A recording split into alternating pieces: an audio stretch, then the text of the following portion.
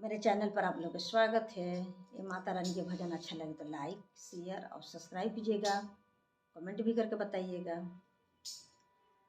बनारस में हो बनारस में, बनारस में हो बनारस में, मैया चार खामा गौरली बनारस में, मैया चार खामा गौरली बनारस में।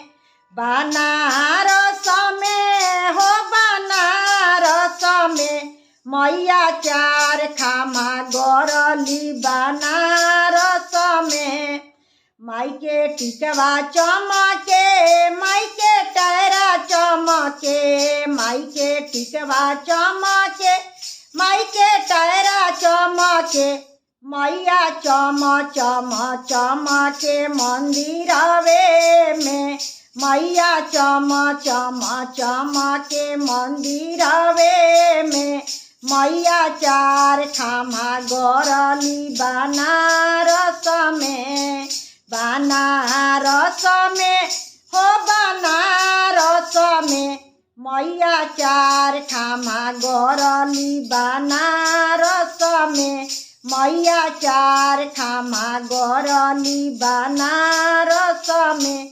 माई के हरवा चमके, माई के लौकट चमके, माई के हरवा चमके, माई के लौकट चमके, मैया चम चम चमके मंदिरवे में, मैया चम चम चमके मंदिरवे में। माई के झुमका चमके, माई के नथिया चमके, माई के झुमका चमके, माई के नथिया चमके, मैया चम चम चमके मंदिरवे में, मैया चम चम चमके मंदिरवे में। मैया चार खामा गौरली बनारस में, बनारस में हो बनारस में, मैया चार खामा गौरली बनारस में, मैया चार खामा गौरली बनारस में।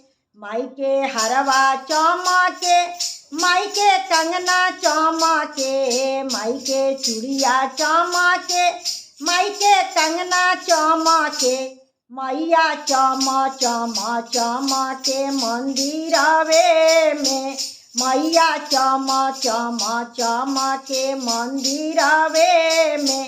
माई के चुनरी चमके, माई के लहंगा चमके, माई के चुनरी चमके, माई के लहंगा चमके, मैया चम चम चमके मंदिरवे में, मैया चम चम चमके मंदिरवे में।